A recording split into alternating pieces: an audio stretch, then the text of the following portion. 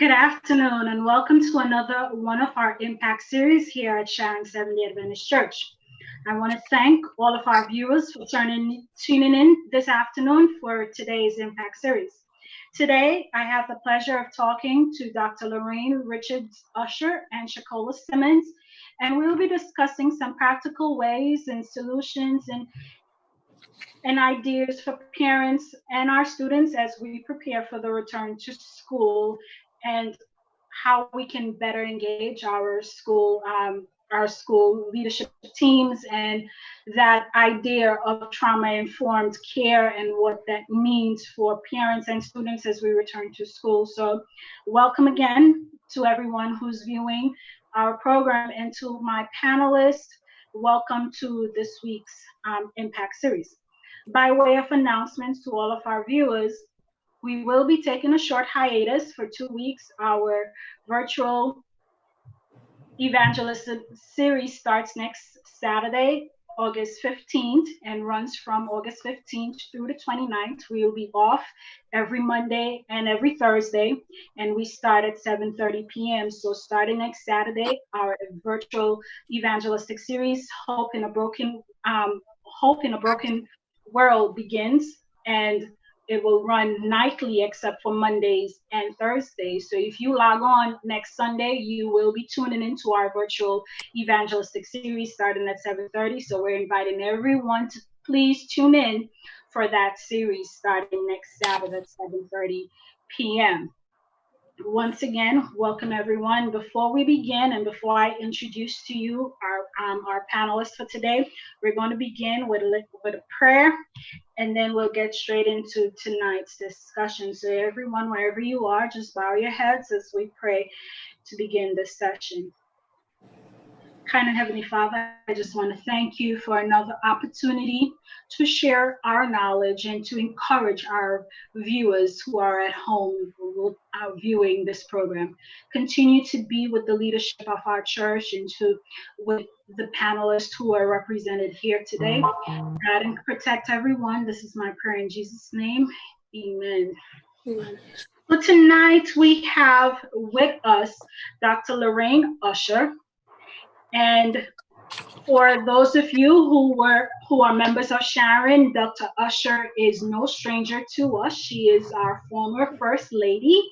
And Dr. Lorraine Richards Usher was born in Costa Rica, Central America. Dr. Usher is an educator for the last 30 years. She's worked in Latin America and the United States of America. She's passionate about working with developing minds and helping them develop dominant abilities and inner strength potentials to succeed in life. She's noted for her caring and compassionate strength and determination to pull the best out of people. She is a very successful professional who seeks to encourage excellence in every aspect. She's always encouraging and finding ways to incorporate her surrounding community to be connected to the source of life in order to find wisdom.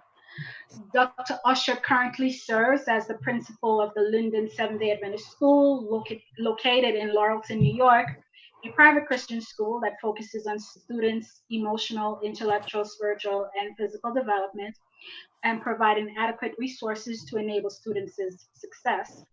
She's a stickler for holistic education that transforms students in their best version. In addition to being an educator, Dr. Usher sits on the board and is an active member and a professional facilitator with the For Real Women International organization for over 13 years. The organization has been selected for 5 consecutive years in a row for the Best of Manhattan Awards for Women's Organization and Services, and in 2017 was inducted into the Manhattan Business Hall of Fame. She is married to Dr. Anthony Usher, and together they have 3 young professional adult sons. Thank you. You're welcome, Dr. Usher. My next panelist is Ms. Shakola Simmons. And Ms. Shakola Simmons is a licensed mental health counselor here in New York City. She also holds her CASAC T. Am I correct, Shakola? Yes. Okay. And she currently serves as a licensed mental health counselor within the Department of Mental Health and Hygiene and is dispatched throughout our education system and works with schools in providing mental health counseling to the students, faculty, and parents wherever she's assigned. She also does private practice and she is one of my colleagues and one of the individuals that I call on whenever I need guidance with mental health and just making sure that I am on top of my game when it comes to counseling and the use of counseling practices. So, Shakola, welcome. Thank you. And I look forward to engaging you two beautiful ladies in our discussion today. And we really want to focus on the return to work, the return to school process, and some of the concerns that our parents may have, questions that they should be asking. So, right off the bat, I want to pitch that question out to you both. And the first question is, what are some questions parents and students should be asking their school leadership as they prepare to return to school? Do you want me to go first? I think obviously the number one concern that parents have is about safety, right, as it pertains to COVID.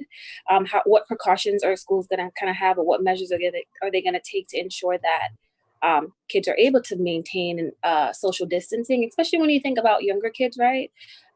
What is that going to look like within the classroom?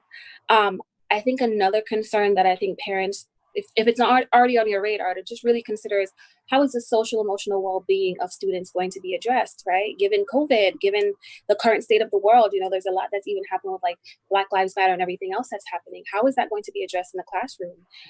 And how are kind of staff going to be trained and be aware of trauma and how it may present in students? We don't know the circumstances of what kids may be experiencing during this time frame. I remember when we did another series, we talked about even domestic violence in the household, right? Kids may be more susceptible to seeing a lot of these things happening, food insecurity, right? Just the loss of a family member, for instance, and how that may play out in the classroom when a child returns. So how is school going to really address some of these concerns that are going to be present? And how are they going to just be mindful that kids are coming in with all these different experiences?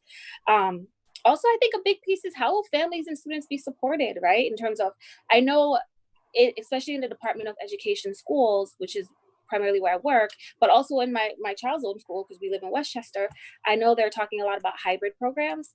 And I know you have the option to either opt into a few days on site and a few days off, or just full term remote learning. And how are parents going to be supported? Because if a parent, for instance, has a higher level of education, I would imagine, or even have the time to invest in terms of giving that time to the student while they're at home, it's going to translate different for someone who maybe is a first responder, does not have the time to be at home with their child, or maybe just may not have the same supports. So how are schools going to kind of, we've been talking a lot in the Department of Education about equity, right? Trying to meet people where they're at and making sure that people have an even playing field in terms of everyone being granted the same education. So how are schools going to kind of guarantee that during remote learning and everything else that's been going on? Yeah, I think just trauma again is a big piece.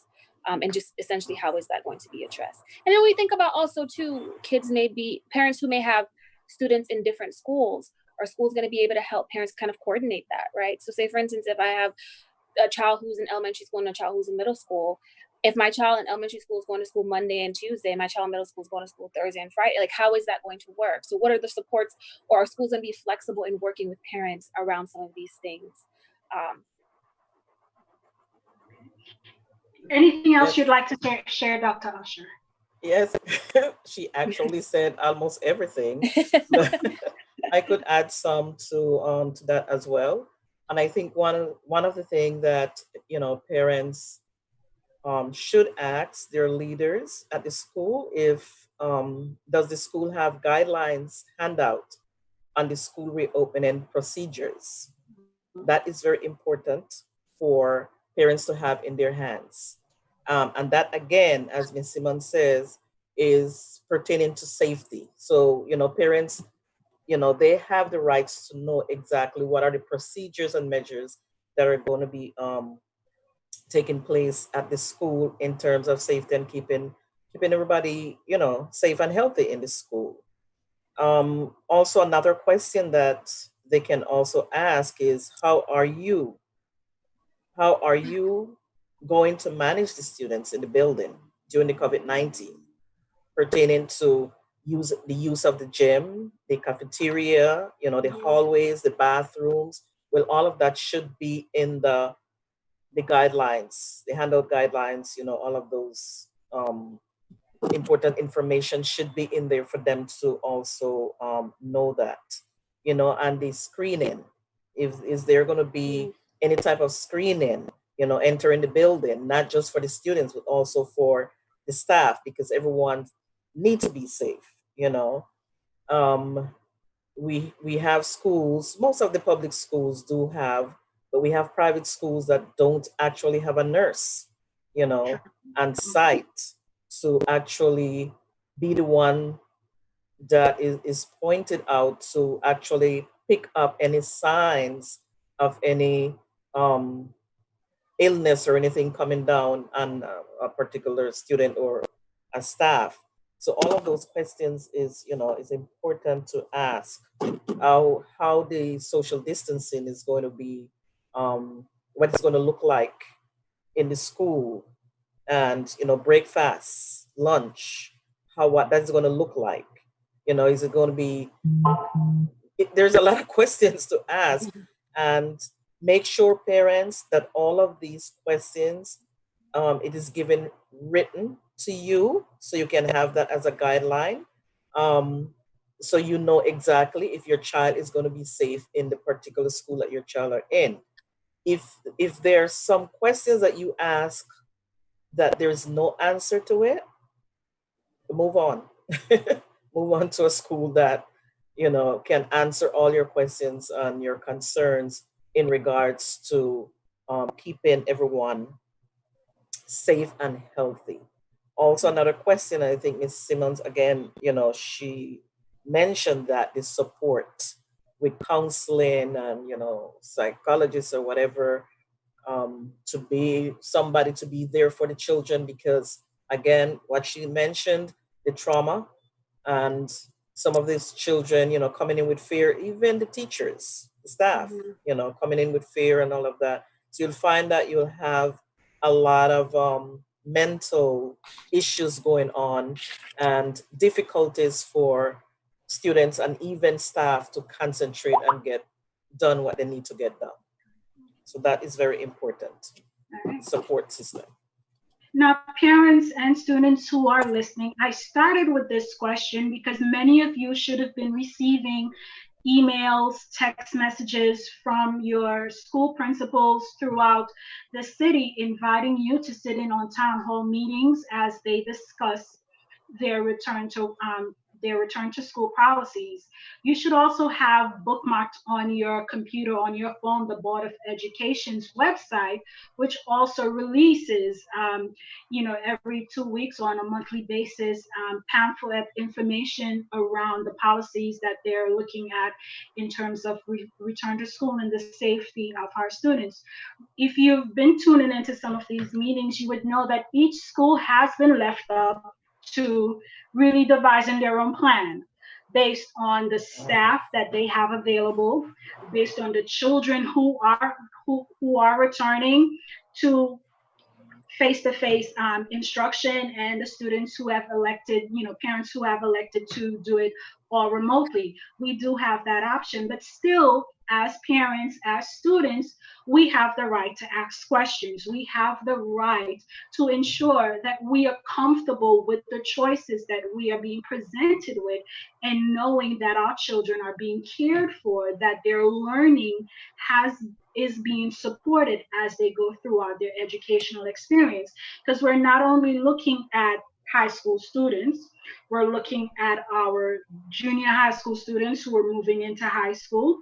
We're looking at our pre-Ks going into kindergarten. We're looking at our kindergartners who are now starting first grade for the first time. So it's a wide berth of students who are returning to school, where the needs are different, where the learning capacity is different. You have individuals who are in special ed that requires a total different structure from our general public education students. So parents, we have to invest the time in asking questions to our leadership about the care of our students.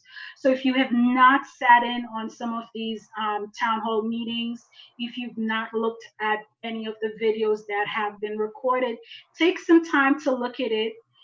Take some time to find that email address for your school principal and send him your questions, send him or her your questions if you were not able to participate in those meetings, so you can get the answers for our grandparents or for our uncles and aunts who are tasked with the responsibility of caring for our students.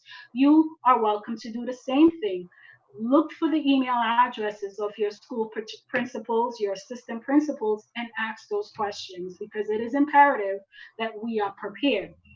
Now, we've thrown around the term trauma informed care and the fact that this is something that has to, that is going to be influential in terms of our return to work, and it will impact students and faculty as they return to the classroom. And I want us to really talk about trauma informed care. Shakola, I'm going to ask you to give us a definition of trauma informed care. What does that look like? What does it mean to be trauma informed, so that we have a general idea of this term? Before I even answer that question, I just wanted to say something else about your first statement that you were making. Oftentimes, depending on the school culture, sometimes having access to the principal may not be as easy. Often schools have a parent coordinator on site who that's their job, is to kind of be that liaison. Yeah. And parents could contact the parent coordinator and receive the information that they need about school protocols and procedures and things of that nature.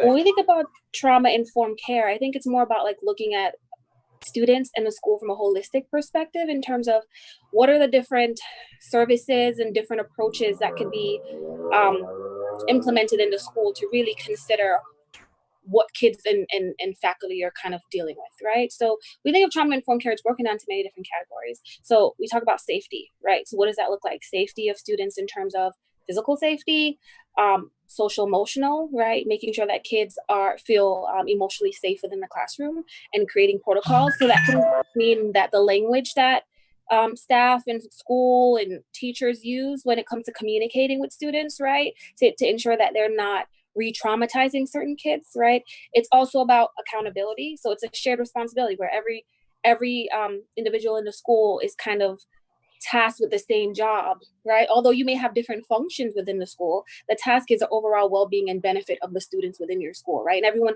being on the same page as it pertains to that, right? Adaptability as well, I think is a big part of that in terms of individuals' ability to be flexible, knowing that what may work for one student, right, in this particular instance may not work for the other student in this particular instance, giving all the variables, given everything that the child may be experiencing, given personality, all those things that come into play, right, that really informs that. Again, looking at a child holistically in terms of all the different aspects of their lives. Schools are constantly talking about a whole child, right? I think before education was just more focused on academics and what that means. But if a child is dealing with a lot of trauma and has a lot of emotional concerns that they're trying to manage, quite naturally, everyone, even as an adult, like when we're experiencing a lot of difficulties in our lives, it's hard for us to really function at our optimal levels and really even be receptive. And there's a lot of research around trauma and how when someone is experiencing a lot of trauma, it places them in a place of vulnerability, and how vulnerability sometimes makes it difficult for us to kind of incorporate what we're learning, right, in that way. But just a sense of community. I think oftentimes when we think about schools that are trauma informed, it's about knowing that our reach has to extend beyond the school, right? So what community partners can a school kind of align with to ensure that a child's needs are being met, right? That could look like mental health clinics. That's kind of like where our role comes in terms of like school mental health consultants, in terms of helping schools to kind of create these systems and these structures that will help to manage some of these things. And also like what training, and I know I kind of alluded to this before, but I think oftentimes, everyone who comes into the school system comes with different life experiences, comes with different just educational backgrounds in some ways, right? And so making sure that everyone has the same capacity, right?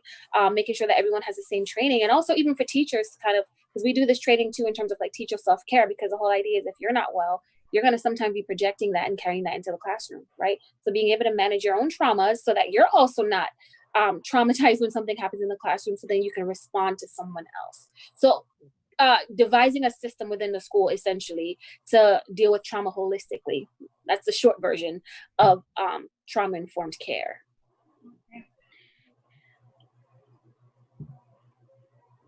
Dr. Usher, from a leadership perspective, how has trauma-informed care been infiltrated into the school, or how have you utilized trauma-informed care to assist parents and staff in getting ready for the return to school?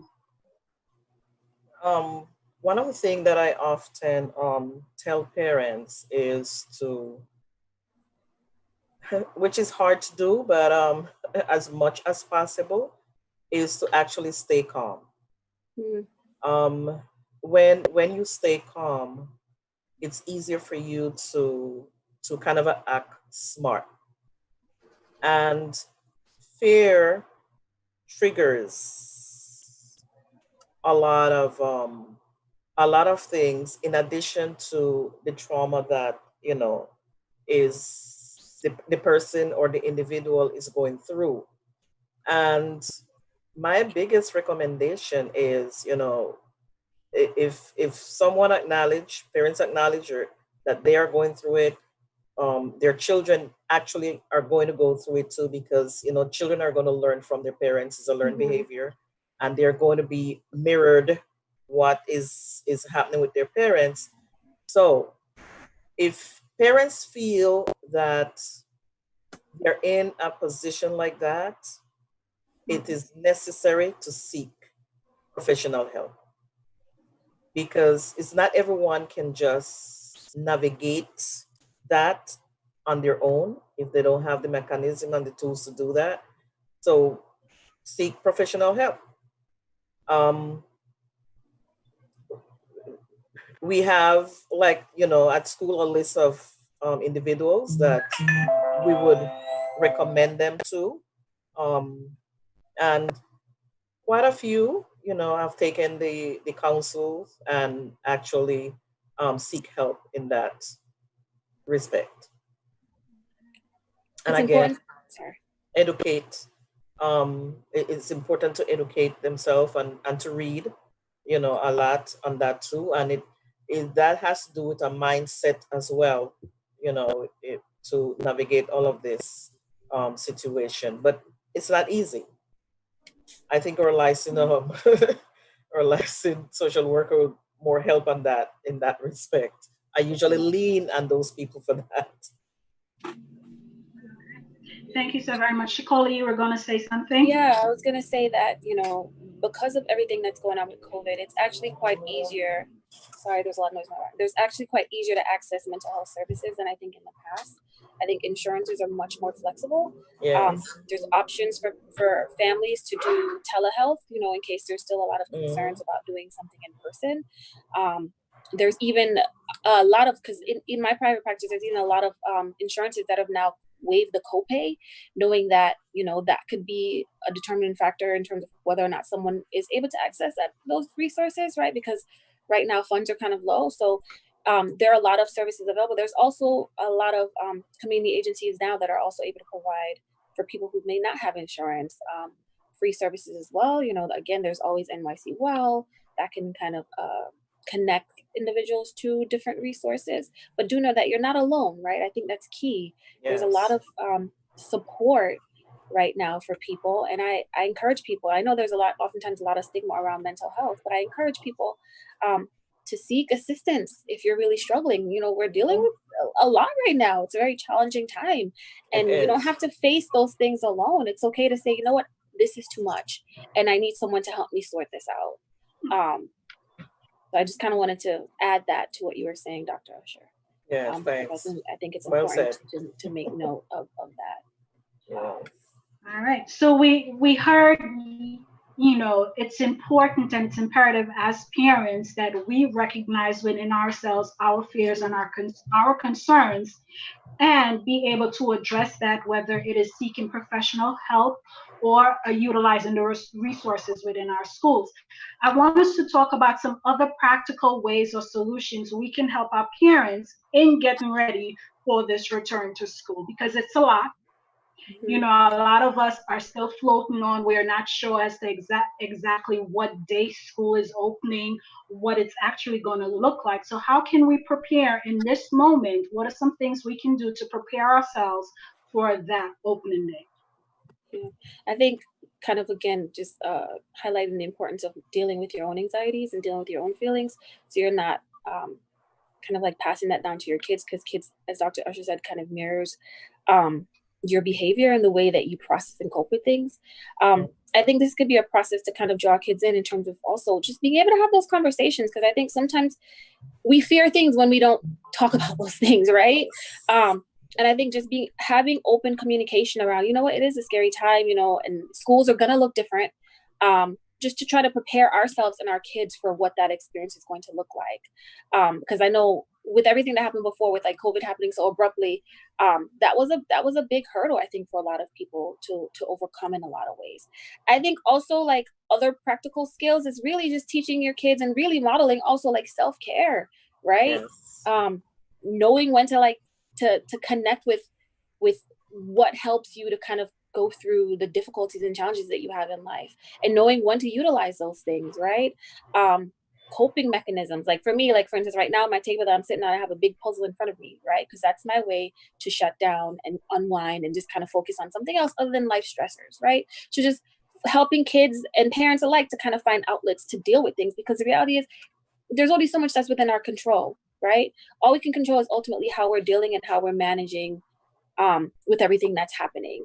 And with that, we can choose to ignore it um, and not deal with it, and thinking that, because I know that's often a common response, and thinking that everything is just going to resolve itself in some ways, right? But there's a lot of residual impacts from that. Or we can choose to be proactive in terms of knowing that it's hard, and I'm going to implement some things to make sure I'm doing well and that my kids are doing well too, because as parents, like that, it starts and ends with us, right? In that regard. Yeah. It's Dr. interesting. Usher? It's interesting what what you're saying, because it's like we never had the conversation together, and basically what you're saying is what I had in mind to say. Sitting We're on down the same and page. yes, sitting down and having that conversation is so important, especially for we have different age children. Some of well, parents have different age children in the home. You have younger kids, they're in the developmental stage. They won't be able to understand when you give them all of that information, especially watching the news and certain things. They won't be able to understand all of that. So having that conversation with them, breaking it down, it is so important for them to understand it. You know, Parents that have children between 0 to 2 years old, how do you have a conversation with a child like that? Because we have children at my school, we have children at that age, which 18 months, you know, how do you have a conversation with a child like that? So it's finding the ways to have the conversation to help them to understand how to stay safe and how to stay healthy in school. Now, a conversation between 0 to 2 years could look something like this, constantly teaching the child to wash hands, explaining that there's some precaution measures that is actually modeled to the child. So the child are able to understand that there's something happening. And some kids between like a 2 year old actually start to understand certain things. Between 2 to 4 years, you have a conversation as to we're staying inside because we want to be safe. There is a virus out there. Show the picture what it looks like. Have those type of conversations when you go to school, because that would be pre-K age. When you go to school, remember, you go to the bathroom wash your hands, all of these um necessary um conversations necessary, so when the child go to school, it is just easy to continue the same thing that is actually practiced at home in terms of safety for this pandemic time that we're going through. And I will also encourage parents to, make sure that the kids, they're wearing their mask once they step out of the house. And they're also, following the guidelines as to how to keep safe, how to stay safe. Washing hands is so important. Keeping your room clean. These are little things that it might seem not necessary, but is actually necessary. So when they go to school, is the same pattern, the same thing they're following to keep them actually healthy. Another thing that I would encourage the parents to do is work on your student immune system. Very important. If the entire family in the home, work on the immune system, because school reopening right now, I know there is a lot of parents that, because I am having that, they send an email and questioning is like, I'm so scared. There's a lot of things going on in the mind. And some of them can keep them home because uh, their job is allowing for them to stay home, but it's not everyone can do that. So my counsel on that is to make sure that you help your child, teach your child to, and the entire family, change your lifestyle, the way how you eat, the way you go to bed. Time sleeping is very important for children. Sugar intake. And one thing I want to encourage parents also is to make sure when you give your child vitamins, make sure it has a speck of zinc in there. The zinc actually boosts the immune system. Another thing that has zinc in it is one of the natural remedies that we use, which is ginger. That is very important to keep the immune system, strong. Lots of water, fresh air, very important. Exercising and all of that. Following a routine is very necessary also to keep to help them, to stay safe. So a lot of conversation, having these conversation in a way where you as the parent, you are actually calm when you're doing this, because you need to assure them if we follow the guidelines and we follow the mandates, God is going to do the rest to help to keep us safe. But if we doesn't do our part, it's not going to happen for us. So these are conversations that we need to, serious conversations on a daily basis to have with our children, for them to be able to understand the seriousness of the time in which we are living. We um we can get over it.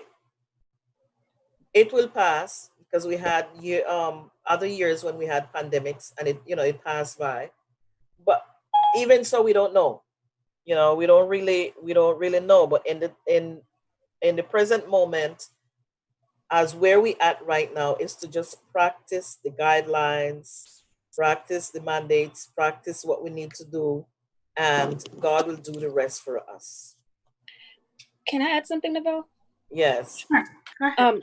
I wanted to say, in terms of being able to have the conversation with kids, I think it's also important to make sure the conversation is age appropriate, because you definitely don't want to make your kids more anxious than they need to. Right. So especially for like younger kids, I think a great way to kind of start having these conversations is through play, right? So just even like my son and I, for instance, like he likes to do challenges. He's at that age, right? And so we'll have a challenge of like who can wash their hands quicker or things of that nature, right? Where it becomes like a thing that's fun.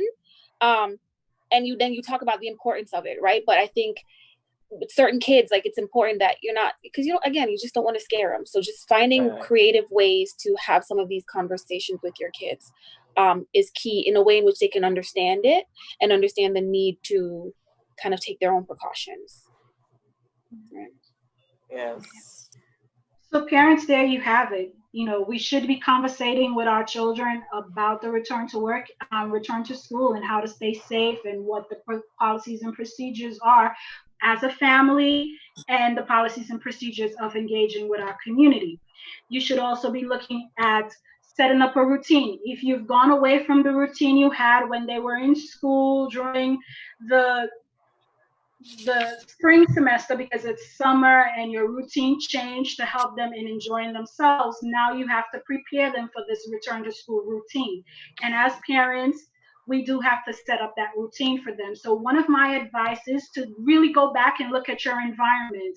Take stock of your environment, what needs to be changed around so that a study environment is established for our children. And this not only goes for parents, but for our college students who are going away for school, Yes. who are already away for school, take stock of your environment and ensure that you have a dedicated study space so that you can dedicate time for studying, because it is Mm-hmm. important and it is imperative to your success.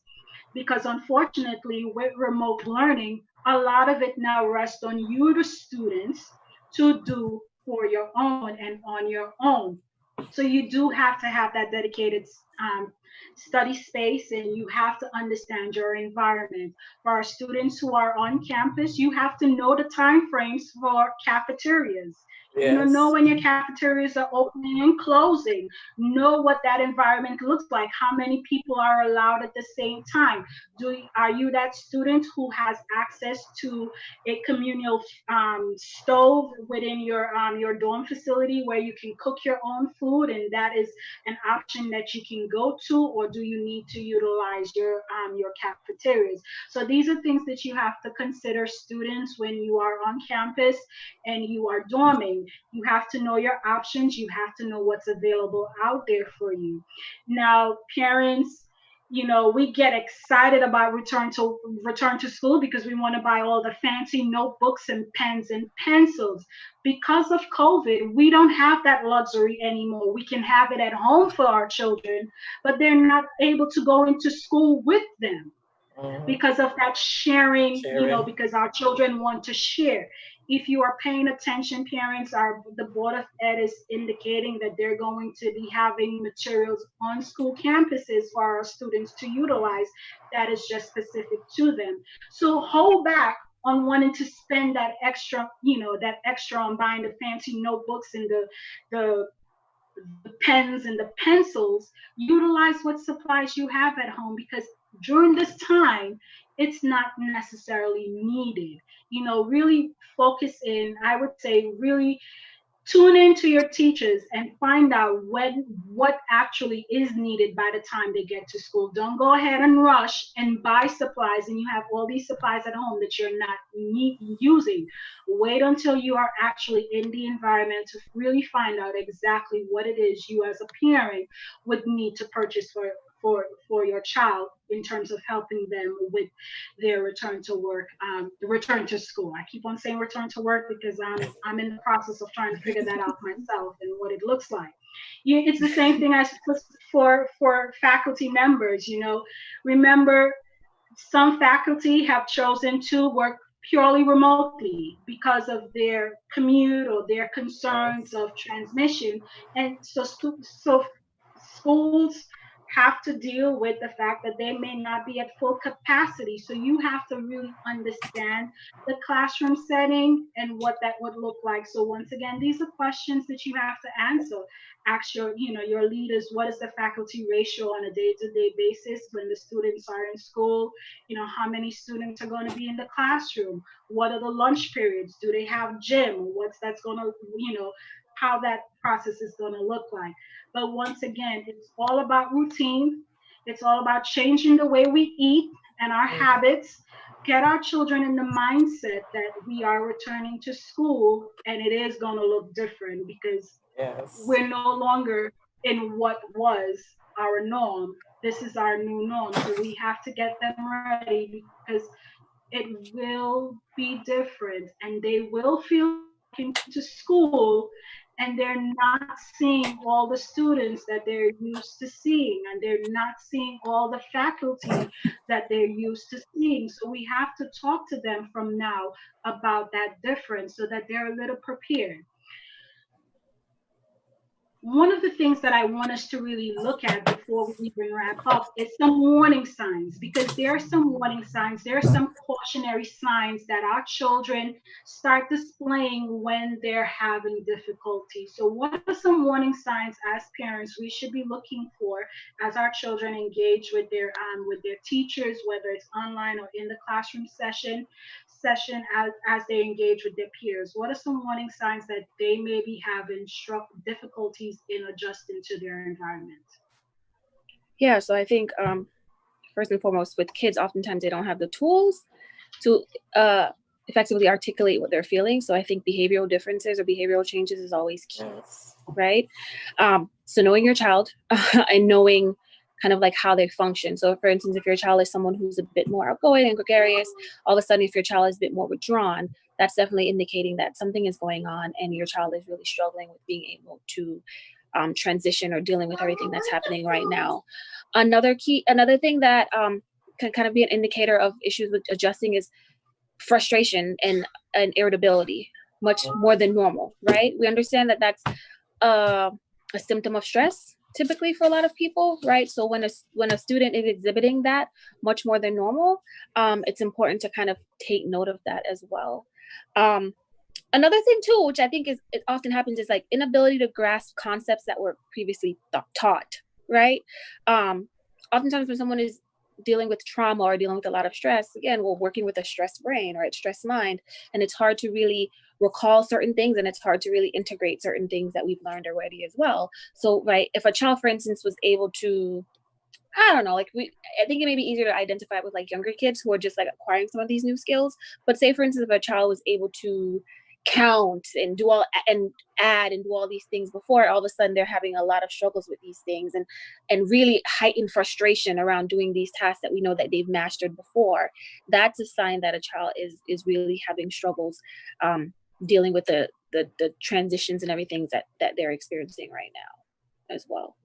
So true. Crying a lot. Yeah, crying a lot. Yes. Separation anxiety too, right? Because that's going to be a Yes. thing, especially when kids have kind of been accustomed to being at home and being around parents for so long, right? And now separating from them, and again, not knowing what the conversation was about around COVID and their own fears, especially like say for instance, a kid lost a family member or something during this time frame, right? We'll see that a separation anxiety would be a big thing as well, because they're concerned that if they're not around their parent, they're not safe, their parents not also safe as well, right? So that can be another issue as well, just like again, social isolation. And I think, you know, for kids too, that's kind of challenging because they went from an extreme of seeing their friends, their peers, and interacting, doing all these things on a daily basis, to then kind of just being at home and now reintegrating back into that, right? That could be challenging for some as well. So I guess the rule of thumb is just really paying attention to the behaviors that you're seeing in your child, knowing your child, knowing what behaviors are considered normal for your child, right? And being able to identify when something just isn't, when your child is displaying different behaviors than they were before. So true. Any And other? just to add, to add to what Ms. Simmons is saying is, I think from now to the end of August, even to the first week of September, it is very important for parents to be very observant with their kids, while they're having the conversation, going back to school, getting ready to go back to school. And once you see and start feeling that fear, because they're going to express it, that fearfulness. It's like, I don't want to go back to school. They lost interest.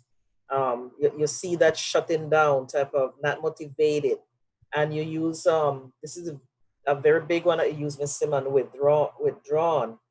Those are strong signals that something is going on inside. So one of my encouragement to the parents, when you see that, you start seeing that, it is important for you. And I'm so happy that, there are options right now for this new school year in how you choose to educate your child or send your child to school, either remote, blended learning, or the face-to-face. So it is very important for parents to sit and have a conversation as parents to parent, or as to what is going to be best for your child at this time. Because you don't want to send your child to school either with that fearfulness and not motivated and withdrawn syndrome and all of that, and have them go to school and become more affected, and then you have something else that is going to be probably beyond your control now that you have to deal with. So it is important for parents to actually have a serious thinking as to what you're going to decide to do for your child, to educate your child for this school, because since we have these three options, I think we should choose wisely as to which one should be recommended for your child. I would say, children in the lower grades, as grade 1, even kindergarten to grade 3, they're still navigating their mind and their way in navigating to go to school. I think my recommendation is that these children should be at least 3 days, at least 3 days in the building, in school, in the classroom. Because remember, children at this age, between grade 1 to 3, they're still young, between 6, 7, even going on 8 years old. Uh, they actually still in developing up those 5 components that is necessary for them to to be best achievers and to make wise decisions. And those 5 components are the social aspect of it, the physical, the emotional, the intellectual, and the spiritual. um so that is why it's very important for children at that age to actually be in school, to kind of start getting um that part of their life that they need in their developmental stage, so that they are able um, to navigate better through their academics. We find that the older children, like the junior high and the high school kids, because they've been through that process, it's easier for them to actually adapt to more or less what is going on right now. So parents, just take inventory on that to see what will be best for your child to be in school. If you know that your child has an underlying problem, I would encourage that you choose for the remote for your child not to be in school at this time because of that particular that particular what we would say, that particular Concern. issue that your child, that you're, I'm thinking in Spanish, that's why. Oh, no, like That the your particular child, concern. yes, I Yeah. think in Spanish and speaking English sometimes it's become It's difficult. hard to decode. Yes. Yeah. So I would encourage parents to, take a deep look as to know, you don't want to mentally mess up your child or your children. If they don't want to come back in the building, don't push it. Find a way how you can get that permission from your job, or to actually probably start staying home until you are able to get your child to navigate back into the school, the world of school, going back to school. So that would be my advice on that. So, parents, we have a task. We must be observant in really watching our children's interaction, not only with their peers, but also with their teachers. Remember, most schools, and if not all schools, there is a parent advocate that you can go to if you need resources and if you need access to additional care. For individuals with special needs, parents speak up.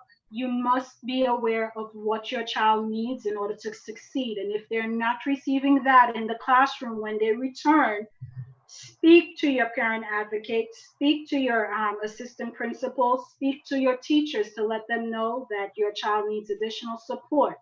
Students, college students, high school students, junior high school, middle school students, you have the responsibility of understanding and knowing the hours that your teachers have for office hours. You must be aware of their office hours, because guess what? That's the time you get to ask questions. That's the time you get to go in and speak to your professors, speak to your teachers about some of your concerns within the classroom and the difficulties you're having with grasping the lessons that are being taught. So you make sure you are aware of your office hours, because it is important, because those office hours, once it's available, that teacher is there and waiting and willing and wants to provide the support to their students in order for you to be successful. For college students who are either commuting or on campus, there are certain offices on your college campus that you should be aware of. You should know where Right. your counseling centers are, because if you need that emotional support, your counseling center is the place to go for counseling support. You should know where the Office of Disabilities is if you need to acquire tutors, if you need accommodations in your classrooms, if you need extra time for study. Know where the Office of Disability is located. Know where Student Services is. Student Services is the office that holds your residential assistants, your your student advisors. Know where that office is, know what the hours are, so that if you need support, if you are off campus, if you are on your own, you know how to access the support. Most colleges now have portals for these because it's remote. Know how to access it so that you can access care when you are on campus or off campus, because once again, your safety, your success as college students um, is our primary goal, and we want to make sure that you are aware that there are services on campus for you, whether you are commuting or living on campus. So know your Office of Disabilities, your Student Counseling Center, your Student Services Center, and if you have an academic advisor, know who your academic advisor is, because that is an excellent source of encouragement when you are challenged with a course, you don't know whether or not you need to go left or right. Your academic advisor is there to point you in the directions. It's the same thing for our high school students. If you have access to your school counselors, your college counselors, utilize those for support as you make important decisions, as you strive towards going into college, or even um, picking your high school for our junior high school. But utilize the services there. Parents, it's available. Like I said, go to the Board of Ed, go to that website, bookmark it, save it on your desktop, because you will have access to a wealth of information, to a wealth of resources to help your student as they return to school. For college students, keep abreast. For many of you, you will not only interact with professors, but you will also interact with grad students. Don't be afraid to ask questions when you get into classroom. You have a responsibility to show up for your class. Dr. Usher, you did some of your classes online. What is one practical advice for college students who are going to be doing classes online to help them in focusing? Set a schedule. Set a schedule and stay focused. Um, Set a schedule for yourself and you actually follow that schedule, because doing classes online in college, what is going to happen is that you're going to look at it like this: I have a lot of time. But yet, doing classes online is more work, and a lot of work, because you actually have to stay in power, and you have to be consistent. to actually catch up, because you're not sitting in class where you're actually seeing individuals and you can discuss the lessons and hear what they're saying. You have to log on, you have to have this discipline, log on, read what you have to read, write what you have to write in, read all the other comments, and you have to actually answer to those comments. So it's more difficult. It's not impossible. Just got to stay in power and stay consistent. Consistency is important. So college students, remember, a lot of the responsibility is on you as a learner because of this new remote learning. The teachers your professors are going to put out the class schedule.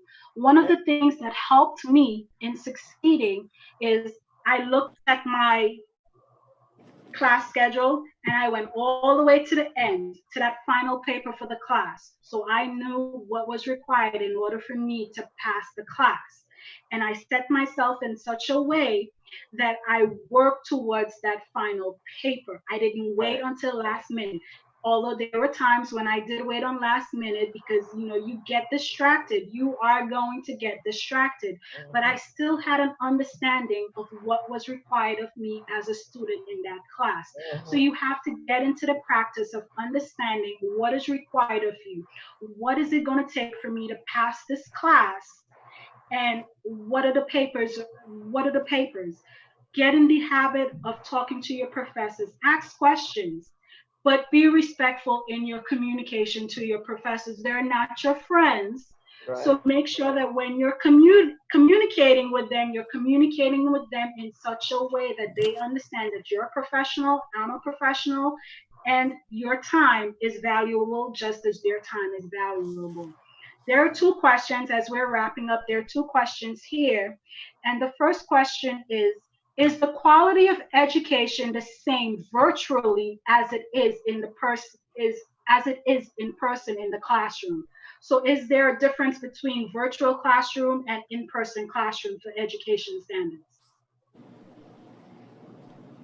It's slight. I would say it is slightly different if we don't have the support of the parents. Uh, because it looks like this. Virtual learning looks like this. Is triangle, which is the teacher that has that class, the parents who is there with the child, and the student himself or herself. Is actually a triangle that is holding each side to have the degrees. So when you count it, it's 180 degrees to make the perfect triangle. Because remember, it's a different setting.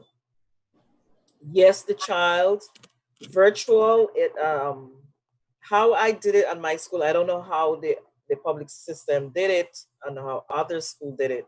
We actually used the Zoom platform, and so the staff actually connect to the student on the Zoom platform, keep them engaged and talk to them and do the teaching, whatever they have to do.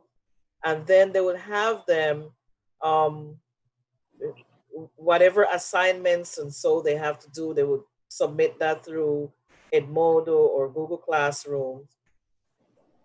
So for a student in elementary school to stay actually engaged and stay focused after that child is off the Zoom, we would need the parent to be there to know exactly what is going on. Because we found out that a lot of them, once they sign off the Zoom, they're doing their own thing. They forget that they have to assignment to do and they're not giving it on time. And it creates a lot of problems where they're not being consistent. So it frustrates the teacher because the teacher is trying to teach the subject and the child is not following. It's not the same as in the classroom, because when the child is in the classroom, the teacher is right there to make sure the child gets it done. So what I had to do with some of my teachers, which it was more work for them, is that they would have times when they would log on back in the afternoon. Of course, they would actually connect with the parents because you have younger children where parents are essential workers and not there, and they're there with probably a grandmother or somebody else that actually do not understand what's going on with technology. So we had a tech on site for actually 9 hours, just at open. Children need help to log in or to get something done or to submit an assignment. They had tech for 9 hours during the day. And also even grandparents, they had to they had to log on to help their children. I remember we have a grandmother, she was actually 90 years old. And the tech would, call her and say, okay, touch this, do that, do this, do that, to help her little grandchild that was in the first grade. But it's a little difficult, and that is why I prefer grades 1, 2, 3 should start face to face, get them actually accommodated as to how to use the devices, how to log on, how to get certain things done. So, in the event that they have to go back completely remote, it is more easier for them to actually, get themselves logged on and get their work done. But if you would say it is the same, it's not. However, we have students that the virtual learning is the better option for them. And we found out that students like this are students that with hyperactivity, that's the best platform for them because somehow they're able to concentrate better because it's just them. They're not distracted by, their classmates or their friends. And those were the kids that did, the excellent, they excel. But others, is not, virtual learning is not for everyone. And again, parents, you have to know your children, what's best for your child to actually accommodate that. Thank you. So then, go ahead, Shakola. I agree with Dr. Usher in terms of it's not a one size fit all thing. I think some kids benefit more from it than Yes. others. I think what I noticed during the pandemic and everything is that distance learning really points out like the differences in socioeconomic status for a lot of people. Because I remember even like with my son's schools, like they were sending out emails. There are a lot of people, even like 4 weeks in, that didn't even have access to computers, right? Which is significantly problematic because if there's Yes. that's a big lapse in time that kids aren't getting the education that they need, right? And so obviously that could lead to different outcomes. So I think for some people it's in their benefit because if you have access to these resources, and again, if you have the time to really allocate to support your child in their process, yeah, then it could be much more beneficial. But if you're someone who didn't have access to these resources or still don't, because I know before too, there the schools were talking about how like Spectrum and Verizon and stuff, they were providing free internet. I don't know if that's something that they still plan on doing for individuals as well. So again, it depending on where you are on the side of that spectrum, that really determines how well your child, I think, is going to really excel in as it pertains to remote learning. I think again, parent engagement is key. Dr. Usher, you kind of alluded to that. Like if a child is at home with a 90-year-old grandma who doesn't even know how the computer works, right? It's going to be a significant difference in a child who's at home with a parent who's like 30 years old or something, who's been exposed to this for a while and who's a bit more technologically savvy, right? Again, different personality styles as well. Like I think some kids are more apt to they have a greater ability to remain focused and sit at a computer for a certain period of time, whereas some kids, their attention span is really short and it's really hard to engage them in that way. And I think then a lot of that responsibility falls on the parent then to kind of teach their child and keep their child engaged, which not everyone has the same skill set, right? And so again, that could be a challenge as well. Just even like parents dealing with their own frustrations of being home, which is a significant difference than being out in the world and doing your own thing, and now having to do your work while also having to manage your child's work as well, right? So I think there's a lot of challenges inherent in this whole remote learning, but I definitely, again, I see how it can be beneficial to some individuals, especially kids who may have social anxiety that makes it hard for them to really focus at school. When they're at home, it's easier to get their stuff done, right? Or kids who just kind of compare themselves to other kids in the classroom. When they're at home, at least they can go, at their own pace versus feeling like they have to kind of match up to everybody else's, right? So I think, again, it just depends on your individual capabilities, your individual circumstances, that could really determine whether or not it's much more beneficial for you or much more, or maybe not.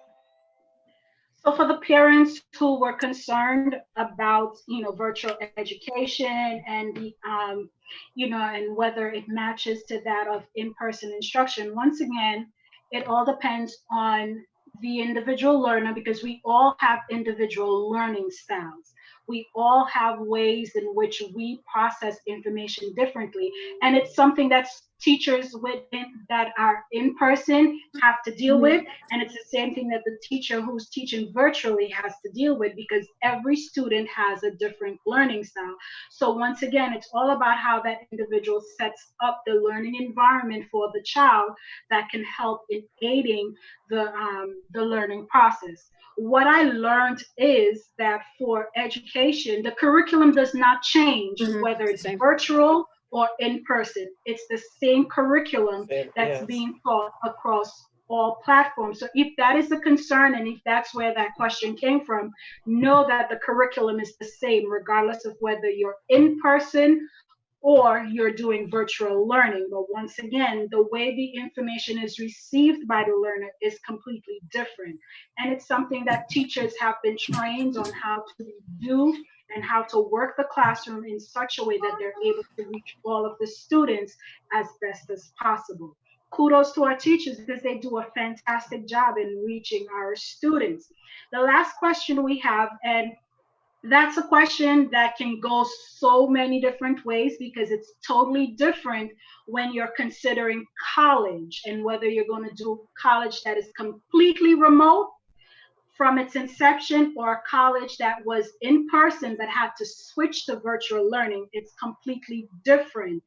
Then you have to look at certifications and accreditations and all of that. So for college, it's a complete different topic. It's a complete different conversation that can take us hours to really compact and unpack that question if you're looking at it from a college standpoint. But there are some real key questions you have to consider when you're looking at college and how they've decided to go from in-person to remote learning or what platforms they're using, because there's so many different platforms that colleges can utilize to enter into virtual learning. So it's a complete different process for our high school and junior high school learners and our kindergartners. Virtual learning is a little different when you're looking at the different age levels. Now, the last question we have, and I'm not sure as a panel we'll be able to answer this question, but it says, what method of instruction are parents gravitating to at this time? I think that's unfortunately not a question that we can answer because we don't have access to that statistics. Remember, parents, you are dialing into the Board of Ed and you are indicating to them exactly what platform you would prefer for your child. And that's how schools are determining what the schedule would look like for their school.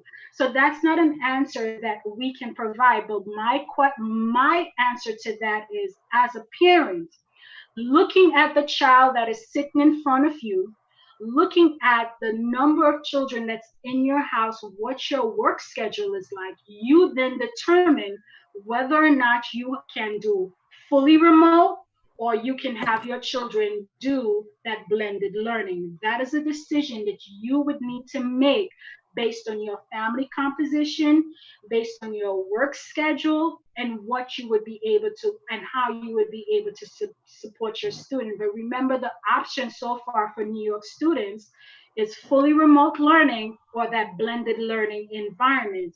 If you choose to do fully remote, and the instruction has been that if you choose to do fully remote now before school starts, you have to wait until November to then elect to go back into the classroom setting because the schools have to adjust the number of students that are now in the building. But if Yes. you choose to do blended, you can choose to go remote at any point in time because it does not affect the number of students in the building or online. So parents, that is a decision you would need to make. But those are the two choices for students right now and parents in New York City: blended learning or fully remote. And you have to know your child. Now is the time that you have to really sit down, have that conversation, really look at learning and how best your child functioned when the school system switched to remote learning, and whether that's something you want to invest in, because it is an investment. It is an investment of time. It's an investment in terms of the environment and how you can set up the best study environment for your child. It's an investment in a routine because they do need to wake up on time. They do need to have breakfast. They do need to get to their classrooms on time. So parents, that's a decision that you would have to make, but we don't have the numbers that we can tell you that parents are choosing remote only or they're choosing blended only. Right now, that statistics lies in the Board of Ed, and we don't have access to that statistic. So unfortunately, we can't give you that answer, but know that it's a personal decision that you have to make, parents. Any other feedback from our panelists as we wrap up tonight? Any last minute comments that you would like to share? I know when you were speaking to the college kids, you were talking about all the different resources and kind of knowing where your offices are and knowing where your guidance, your services are that are available to you. I think a key thing also is also to know yourself, right? Know how you experience stress, know when you feel overwhelmed, and then knowing what to do in those moments to help to manage that stress and those feelings of overwhelm or anxiety or depression, whatever. Just knowing yourself enough to really know when you're not operating at your optimal levels, and then trusting yourself to advocate for yourself in those regards and getting what you need. Self-care. It comes back down to self-care and having that, knowing whether or not you like to do yoga, knowing whether or not you need to take a jog, walk, but having that platform of self-care in place so that you can manage the stress. Thank you, Shakola, for But pointing that self-awareness out. first as a Yes. key step towards self-care. Dr. Usher, any last minute Yes, tools, tips? I just want to encourage parents, students, college students, just stay calm. And those of you who actually believe in God, I want to leave this text with you because it's a text that I lean on all the time, and it's second Timothy chapter 1 and verse 7. So God has not given us the spirit of fear, but of power and love and of a sound mind, which it has to do with three things here. It gave us the love, all right? It gave us the power. That means we have the power within ourselves. Our mind is very important on that to give us that power because he created us with a sound mind. So we cannot have our mind navigate all over the place because our mind is what actually controls the brain, and the Mhm. brain is what is going to signal everything to the rest of our organs in our body. And that's how our organs are going to function because it picks up the signal from the brain. But remember, the brain picks up the signal that is in the mind. So if we keep our mind strong, positive, remember we have that power. We just do what we have to do, follow the guidelines, and God will do the rest for us. But let's keep parents, keep a positive mind, students, keep a positive mind, and you find that you will succeed throughout this pandemic year. And this will be in history one of these days. Mhm. Okay. Thank you for those words of wisdom. And I'm also going to leave this with us as we get ready to close. And Dr. Asha, I'm just going to ask you to pray for us. But this is something that I came across as I was doing my devotion, and I want to share it with you guys. And it says it's necessary to place prayer at the forefront of all of our struggles. It will motivate us, remind us, and keep us focused in order to persevere. Prayer is necessary for endurance. So, parents, students, college students, faculty, teachers, our entire viewership. Remember, at the forefront of everything is prayer and having that strong mind in Christ, as Dr. Usher reminded us. We will not be able to get through this without prayer. So remember, as we prepare, still incorporate that daily prayer life with yourself and your family so that we are successful as we make the transition back to school, and for those of you who are going back to work, because it's still the same concerns that we have. Remember, prayer is important. Dr. Usher, can you close us out in prayer? Let us pray.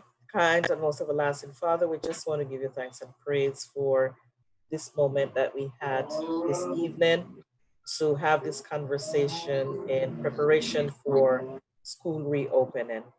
We have this assurance, dear God, that you are going to be with us and you are going to bless us. You're going to bless our children. You're going to bless our parents. You're going to bless our college students. And you are going to be taking charge of everything that is needed in order for our children to return back to school safely and remain safely. Thank you so much for answering and for hearing our prayers. For Christ's sake, amen. Amen. Thank you. Thank you, Dr. Usher. Thank you, Shakola, for being with us tonight on this Impact series. As we say goodnight, I want to remind everyone, tune in starting the 15th for our Hope in a Broken World evangelistic series. Our speaker is none other than Dr. James Bolo. He will be presenting every night, and the program starts at 7:30. So once again, everyone tune in starting next week on August 15th for our Hope in a Broken World. Thank you and good night. Right. Good night.